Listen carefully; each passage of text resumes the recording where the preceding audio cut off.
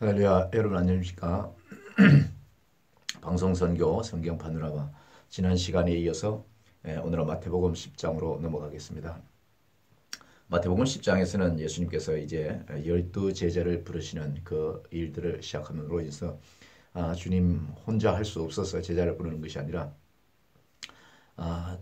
하나님께서 예수님을 이 땅에 보내셨을 때는 그 하나님의 천국 복음을 전거하며 또 하나님의 마음을 전달하고 하나님 앞에 범죄한 백성들이 돌아오기 위하여 아들 예수 그리스도를 이 땅에 보내셔서 그 모든 하나님의 우리에 관한 그 사랑을 전달하는 그 일들을 하고 있지 않습니까? 그런 과정에서 예수님은 십자가에서 우리 죄를 대신해서 모든 사명을 이루시고 이제 돌아가셔야 되고 또 부활해서 성취하셔서 하나님과 함께 하늘에 계셔야 되는 그런 상황의 그 모든 스토리에서 예수님은 자기 혼자서 그 일을 하시고 그냥 끝내는 것이 아니라 바로 제자를 둠으로 인해서 그 제자가 계속해서 스승이 하시던 일을 주님이 하시던 일을 할 수 있도록 하는 것이죠.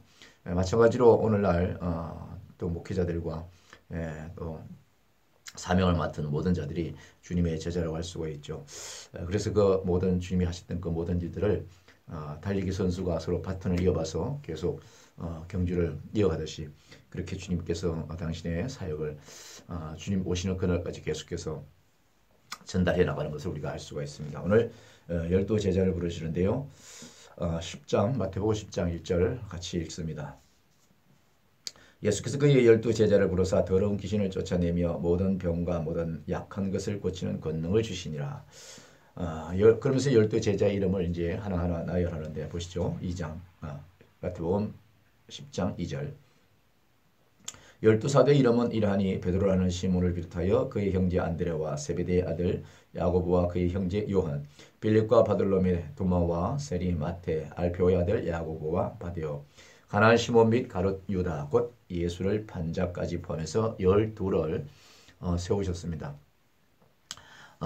왜 꼭 예수님은 꼭 제자를 12명만 세우셨을까? 많은 제자를 부르시면 더 좋았을 텐데 라고 말할 수도 있죠.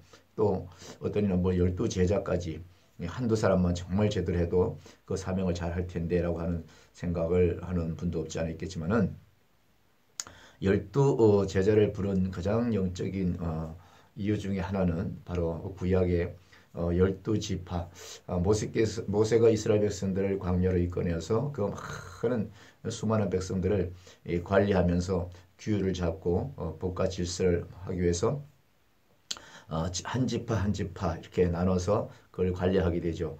그래서 50부장, 100부장 이렇게 쭉 그것들을 관리할 수 있는 일을 맡겨서 혼자 여러 가지 다 할 수 없는 거로 그걸 통치하게 하는 그 수단과 방법의 일환으로 그렇게 12지파를 둬서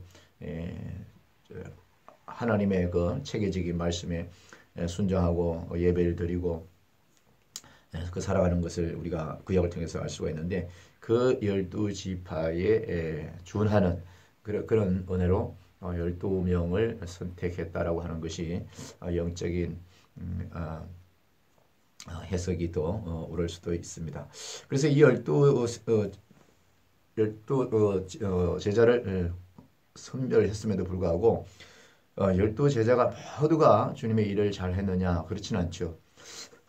여기 맨 마지막에 나오는 가룟 유다라는 이 사람은 예수님을 은 30냥에 팔아버리고 배신하고 이런 일로 인해서 참 책망을 받은 자고 이 모습들이 어떻게 보면 때로는 자기의 유익을 위해서 교회를 세우고 자기 유익을 위해서 복음을 전하는 그래서 또 자기의 유익을 위해서 부를 축적하는 그 일부 삐뚤어진 지도자들의 모습도 이와 같은 모습일 수도 있다는 차원에서 가룟 유다 역시 12제자에 속해 있는 것은 부인할 수 없는 일이고 그로 인해서 우리가 많은 것을 또 참 배울 수 있다는 것이 교육이 아니겠습니까? 오늘 이 말씀을 통해서 예수님은 뭐라고 말씀하시냐면 12를 다 선택해서 교육을 시키고 내보냈습니다. 세상으로 내보내면서 5절에 이렇게 말씀하셨습니다. 예수께서 이 12를 내보내시면서 명하여 이르시되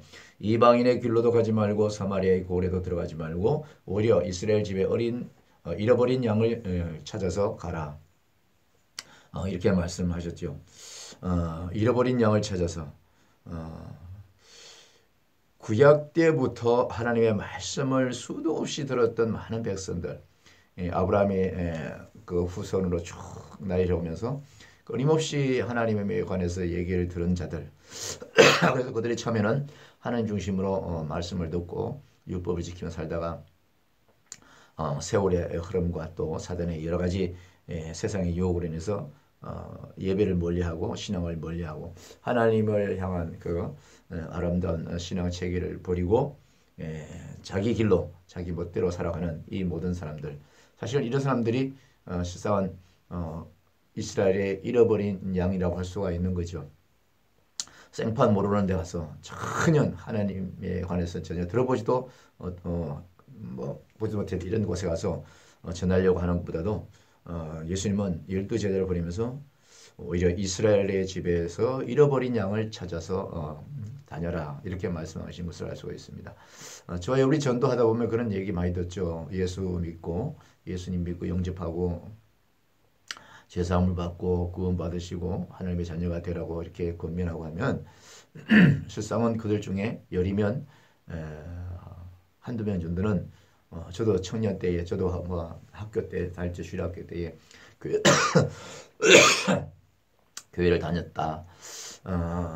몇 년 정도는 이렇게 청년 시절에 혹은 결혼을 하고서도 또 한동안은 교회를 다녔다. 이런 분들이 꽤 있어요. 그러면서 지금은 왜 안 다니시냐 이런 얘기를 하면 여러 가지 상황들을 얘기하면서 또 핑계 아닌 핑계를 대는 거죠. 그들이 바로 잃어버린 양이죠. 우리가 소와 짐승을 키울 때도 그렇고 여러 가지로 자녀를 키울 때도 보면 울타리를 만들죠. 가정에서는 규율이 있고 부모를 떠나서는 일정 기간 동안 자기 마음대로 해서는 안 되는, 아직 어리기 때문에. 그러나 10대가 되고 조금 컸다 싶으면 어떻게 해요? 부모를 속이고 그 담장을 넘어가고 세상을 향해서 자기가 하고 싶은 걸 한번 해보려고 그렇게 반항하고 집을 나가는 청소년들 있지 않습니까? 이들이 바로 집 나간 자식들이고 부모 입장에서는 잃어버린 자녀일 수도 있는 것이죠. 그거 마찬가지로 주님을 알고 정말로 세례를 받고 했음에도 불구하고 일정 기간 잘 다니다 말고 특별한 무슨 일로 인해서 교회를 등하시하고 교회를 즉대시하고 이런 삶의 사람들이 주변에 꽤 없지 않아 많이 있습니다. 이들이야말로 예수님 제자들을 통해서 저와 여러분을 통해서 녹화해서 찾아야 될 잃어버린 이스라엘 양이 아닌가 생각이 드는 것이죠. 그들이 다시금 주님의 품에 돌아와서 다시금 주님의 사랑 안에서 살면서 천국에 갈 수 있는 그날까지 하나님의 말씀 안에서 거할 수 있도록 우리가 끊임없이 기도하고 인내하고 기도해서 그들을 주 앞으로 인도해야 되는 일을 우리에게 사명이 있는 것이죠. 이러면서 7절에 얘기합니다. 마태복음 10장 7절에 가면서 복음을 전하면서 전파하여 말하되 천국이 가까이 왔다 하고 병든 자를 고치며 죽은 자를 살리며 나병 환자를 깨끗하게 하며 귀신을 쫓아내되 너희가 거저 받았으니 거저 주라 이렇게 말씀하고 있는 것을 알 수가 있습니다. 일정 기간 예수님께서 교육을 하고 죄송합니다. 날씨가 참 무척 춥습니다. 일정 기간 동안 이 제자들에게 복음을 가르치고 교육한 다음에 두세 사람씩 짝을 지어서 이렇게 내보내면서 병든 자가 있으면 고쳐주고 귀신 들린 자가 있으면 그 귀신을 내쫓아주라는 이런 예수님의 특별한 당부가 있으셨습니다. 예수님께서도 이 땅에 오셔서 가난한 자를 먼저 소외된 자를 병든 자를 고아와 가부를 돌아보신 것처럼 제자들이 주의 사명자들이 할 수 있는 일이 바로 그것부터 시작되는 거죠. 왜냐하면 육신의 질병을 고쳐주고 인해서 그 마음에 획기적인 삶의 전환이 될 수도 있는 것이고 무엇보다도 육신의 질병을 보면서 그 마음에 영적인 질병과 동일한 부분이 없지 않기 때문에 병이 들어있을 때 육체의 질병이 있을 때는 뭐든지 하고 싶어도 제 마음대로 할 수 없고 여러 가지 사회생활에 많은 어려움을 겪을 수밖에 없습니다. 그래서 병이 있을 때는 속히 치료해서 건강을 되찾아야 주님의 일을 할 수가 있는 것이죠. 저도 한 2022년 11월 8일에 아주 코로나로 아주 심하게 폐렴까지 돌아가지고 거의 뭐 한 달 반 정도 이렇게 중환자실에서 사경을 헤매다가 퇴원해서 지금 이제 딱 1년 만에 지금 이만큼 다시 회복이 됐는데 그 엄청난 후유증, 그 엄청난 질병의 바이러스가 폐로 들어옴으로 인해서 많은 고통을 당한 그런 지난 1년의 추억이 있습니다만은 그때는 무엇 하나 내 스스로 할 수 있는 것이 하나도 없고요. 스스로 소변 볼 수 있는 힘마저도 없는 그런 상황. 그런 상황 가지고 무슨 주의를 하겠습니까? 지금은 뭐 어디든지 가고 어디든지 또 복음을 전하고 가고 얼마든지 주의를 할 수 있는 건강이 회복돼서 하나님 앞에 참 얼마나 감사한지 또 저를 위해서 많이 기도하신 분들, 동력자들, 가족들이 얼마나 또 고마움을 느낀지 모릅니다.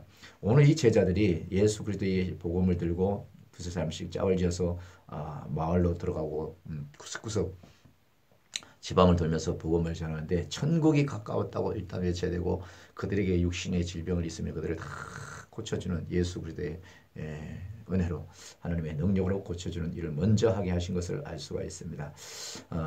지금도 예수 이름으로 귀신을 쫓아내고 예수 이름으로 질병을 치유하고 병원에서는 할 수 없다고 얘기하는 그런 어떠한 질병의 부분도 하나님께서는 특별히 그를 사랑하고 계시고 불쌍히 계시고 긍휼히 여기시는 마음이 그를 구원하고자 하는 그 영혼은요.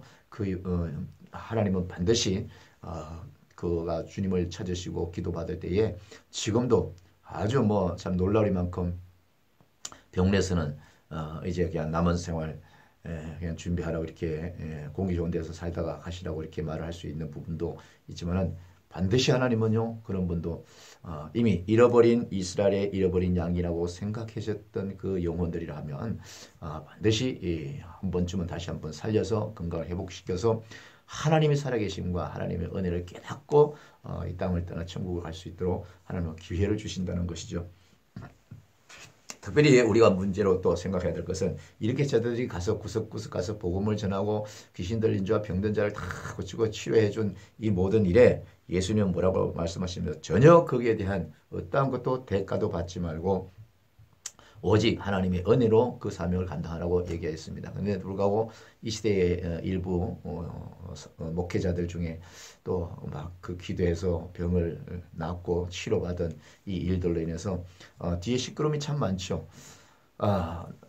그 속에 예수 이름으로 기도해 줬고 불쌍히 여기고 귀신을 쫓아내고 병을 치유하는 그 예수님의 명령에 그 순종해서 종원 목사는 그렇게 했을 뿐인데 그 대가를 바란다든지 계속해서 그것을 하나님 앞에 또 감사함으로 계속 심으라고 강조한다든지 이래서 뒷모습이 아름답지 못하고 복음과 성경과 동떨어진 행동들 함으로 인해서 일부 목회자들이 하나님 앞에 범죄하는 모습으로 비춰질 때가 있습니다. 또 그런 모습을 보면서 선한 마음을 가진 일부 성도들은 주의 종들에게 그렇게 하는 종들에게 실망을 하고 상처를 입고 해서 또 교회를 안 나가든지 이런 일들이 또 비일비재하게 또 같이 동반되는 것을 알 수가 있는데 이것은 다 우리 모두 지도자의 책임이고 성경 말씀을 그대로 지키지 않는 종들의 행패고 그런 부각된 모습들은 결코 하나님께서 기뻐하지 않는 걸 우리 모두가 깨달을 줄 믿습니다.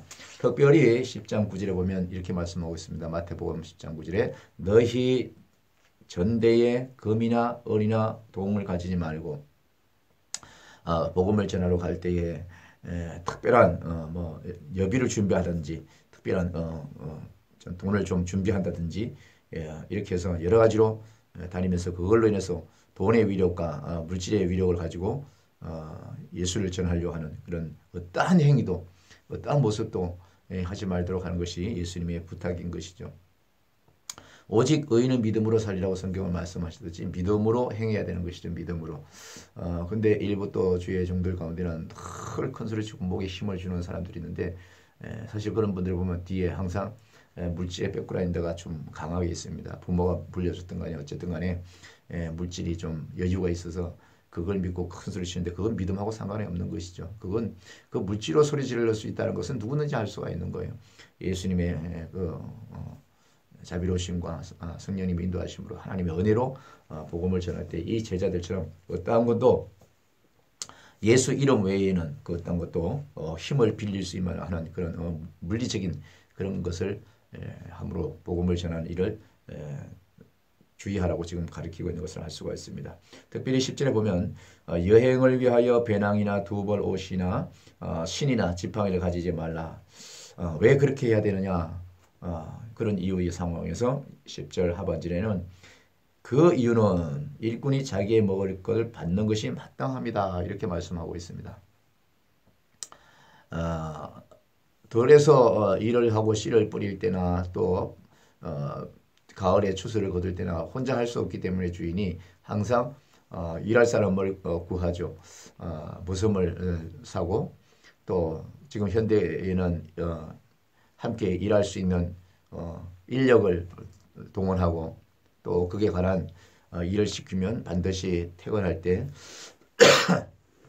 그 하루 일당을 충분히 주문을 해서 내 혼자 할 수 없는 그 모든 일을 함께 할 수 있는 그런 은혜가 있지 않습니까? 특별히 그래서 주인은 사람을 부리고 사람을 채용했을 때는 반드시 줘야 된다는 우리 하나님의 그 은혜가 우리 제자들에게도 그대로 고스란히 있는 것을 알 수 있습니다. 그래서 주의를 하면서 목양을 하면서도 특별히 어떤 일부 지혜정대 성도들의 물질을 강요한다든지 여러 가지로 자기 삶의 터전을 그들을 위해서 하려고 하는 이런 못된 습관 같은 것들은요 하나님의 말씀을 정말 제대로 지키지 않는 목회자라고 생각해서 그런 사람이 있다면 말씀에 비춰 가지고 깨닫게 해야 되는 거죠. 왜냐하면 우리 하나님께서는 지금까지도 하나님의 자녀들뿐만 아니라 하나님의 백성들뿐만 아니라 특별히 앞에서 이렇게 주의 종들로 일하는 성직자들은 목회자들을 하나님께서 굶어 죽게 했다고 하는 그런 뉴스는 한 번도 본 적이 없습니다.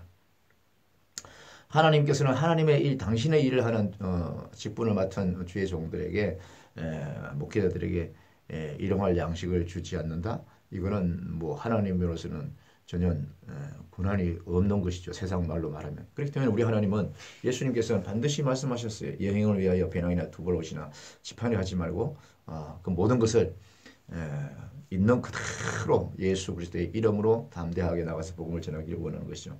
그렇게 일했을 때 그 일꾼은 반드시 먹을 것과 입을 것을 하나님께서 예비하신다는 것이 바로 뒤에 나오는 얘기가 될 수가 있습니다. 그래서 11절에 보면 어떤 성이나 마을에 들어가든지 그 중에 합당한 자를 찾아내어 너희가 떠나기까지 거기서 머물라. 또 그 집에서 들어가면서 평안하기를 빌라. 그 집이 이 합당하면 너희 빈 평안이 거기 임할 것이요. 만일 합당하지 않으면 그 평안이 너희에게 돌아올 것이니라. 이렇게 말씀하고 있습니다. 당시에는 이렇게 복음을 전하면서 먼 길을 떠나는 일에서 그 마을에 어떤 어떤 사람을 만나면 평안을 먼저 주고 또 그곳에서 대화를 하면서 복음을 전하다 보면 하나님의 은혜가 그 가정에 임하여서 복음을 전하는 그 주의 제자들을 하룻밤 묵어갈 수 있는 모든 편의시설을 제공할 수 있는 그 은혜가 반드시 하나님께서 제공하시는 것을 전제로 지금 말씀을 하고 있는 것을 알 수가 있습니다. 그래서 복음을 들고 예수 그리스도의 그 복된 소식, 하나님의 그 크신 사랑을 전가러 간 자에게, 다시 말하면 복음을 전가하는 자들에게 무례히 너무 행한다든지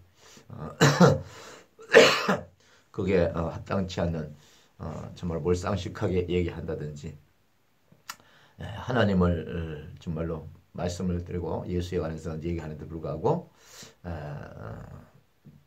사단 마귀적인 그런 행동을 한다든지 이런 사람에게는 그 평안을 빌어줄 필요가 없다라고 성경은 얘기하고 있습니다. 그렇기 때문에 그렇게 복음을 전하고 다니다 보면 하나님께서 분명히 아까 처음에 6절에 말씀하셨죠. 오히려 이스라엘 집에 어린 양을 찾아서 나가라라고 말씀하신 그 말씀을 체험할 때가 있는 것입니다. 그래서 복음을 전가하러 노방을 전도한다든지 어딜 가서 누구를 만나든지 대화 가운데 예수 그리스도를 비치면 그가 하나님께서 잃어버린 오래된 어린 양이라면 분명히 그 가운데에 하나님 말씀 안에서 숙연해지고 또 그곳에서 신앙 고백을 함께 나눌 수 있고 죄인된 자신을 돌아보며 하나님 앞에 다시 돌아오는 그런 역사들이 예수님을 맞아들이는 그런 모습들을 우리가 종종 볼 수가 있는 것이죠. 그래서 이 집에 보면 12절 보면 또 그 집에 들어가면서 평안하기를 빌라. 그 집이 이에 합당하면 너희 평안이 거기에 임할 것이요 만일 합당하지 않으면 그 평안이 너희에게 돌아올 것이라. 이렇게 말씀하면서 뭐라고 말씀하시냐면 14절 보면 누구든지 너희를 영접하지 아니하고 너희 말을 듣지도 아니하거든 그 집이나 성에서 나가 너희 발의 먼지를 떨어버리라. 제자들의 신분이 중요한 것이 아니라 제자들은 그저 예수 그리스도의 이름으로 가서 복음을 전할 뿐이지만은 그들이 입에서 나오는 그들의 행동에서 비춰지는 모든 것들은 누구예요? 예수님이에요. 예수님의 소식을 전하는 것이고 하나님의 언어를 전하시기 때문에 하는 자기 때문에 그들은 특별히 하나님께서 인정하신 분들을 세워서 하기 때문에 하나님의 사명을 감당하는 이들에게 하나님께서 특별한 특권을 주신 것이죠. 지금은 다 문자로, 전화로, 휴대폰으로 다 카톡이나 일반 문자로 편지를 주고받기 때문에 우표를 붙여가지고 뭐 3일, 뭐 옛날에 한 일주일 뭐 이렇게 기다리면서 편지를 주고받는 그런 일은 지금 거의 없죠. 도시 곳곳에 혹은 골목에 있는 우체통도 이미 녹슬어서 그곳에 새 집을 짓고 있는 그런 상황이다 보니까 그런 옛날에 같은 그런 수동적인 우편 제도가 아니라 지금은 디지털적인 우편 시대를 살고 있지 않습니까?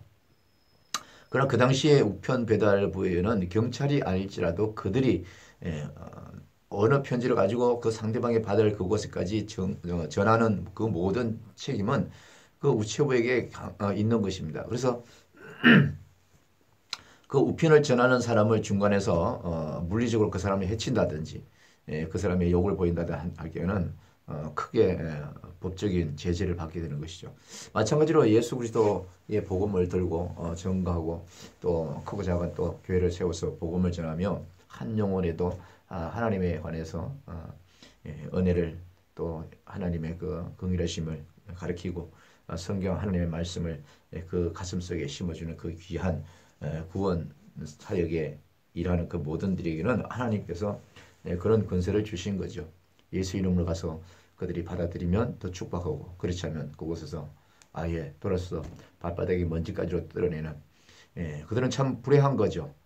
예수님의 복된 소식, 하나님의 복된 소식을 찾아간 사람들을 홀대하고 냉대한다는 것은 이 땅에서가 아니라 저 영원한 천국에서 하나님을 만날 수 있는 기회를 처음이자 마지막으로 놓친 그런 예가 될 수도 있기 때문에 그렇습니다. 그러면서 이렇게 말을 합니다. 15절에 내가 진실로 너에게 이르노니 심판날에 소돔과 고모라 땅이 그 성보다 견디기 쉬우리라. 이렇게 복음을 전하고 복된 소식을 전가하러 갔음에도 불구하고 그 소식을 전가하라는 사명자들을 목회자들 또 전도하는 모든 이들을 박해하는 이들에게는 그 먼 훗날에 심판날에 소돔과 고모라 땅이 받는 그 어떠한 형벌보다도 크다고 얘기하는 것이죠. 왜? 하나님께서 이 땅에 죄인된 저와 여러분을 구원하시기 위해서 예수 그리스도께서 십자가에서 우리의 죄를 다 담당하셔서 생사를 찢기고 생명을 버리시면서 우리를 사랑한 그 사랑. 그래서 그가 예수 그리스도 그분이 하신 그 일이 우리를 구원하시기 위해서 이 땅에 부르신 하나님의 은혜라는 걸 깨닫고 그분을 영접하는 자는 어떠한 문제도 다 용서받고 어떠한 죄도 다 용서받고 심판에 어떠한 환난에서도 다 이겨낼 수 있는 그 담대한 믿음과 은혜가 하나님께서 이미 주어지는 것을 알 수가 있죠. 오늘 이 15절 보십시오. 내가 진실로 이르노니 너에게 이르노니 심판날에 소돔과 고모라 땅이 그 성보다 견디기 쉬우리라 이렇게 말씀하고 있습니다. 내가 진실로 너에게 이르노니 심판날에 소돔과 고모라 땅이 그 성보다 더 견디기 쉬우리라. 옛날에 고모라 땅과 이 소돔과 고모라 땅에 엄청난 죄악이 있을 때에 거의 초토화되는 이런 부분이 없이 않아 있었는데 장차 예수 그리스도께서 이 땅에 만왕의 심판에 이 땅에 오셨을 때는 이 모든 일들이 이보다 더하기만 더했지 덜하지 않는다는 것을 비유주로 말씀하고 있는 것을 알 수가 있기 때문에 우리는 어찌하든지 누구든지 복음을 전가로는 이에게 참으로 기쁨으로 받아들여서 하나님을 경외하는 그런 복된 삶을 사는 백성들이 다 되어야 되고, 하나님을 몰랐던 분이라면 예수 그리스도를 가까운 교회 가서 영접하시고 죄사함을 받고 구원받고 하나님의 복된 자녀로 살 수 있는 큰 축복이 이 방송을 듣는 여러분에게도 함께 있기를 주님의 이름으로 축복합니다. 날씨가 많이 춥습니다. 건강 조심하시고 또 내일 시간에 뵙겠습니다. 오늘도 좋은 날입니다. 하나님께서 함께 하십니다. 할렐루야.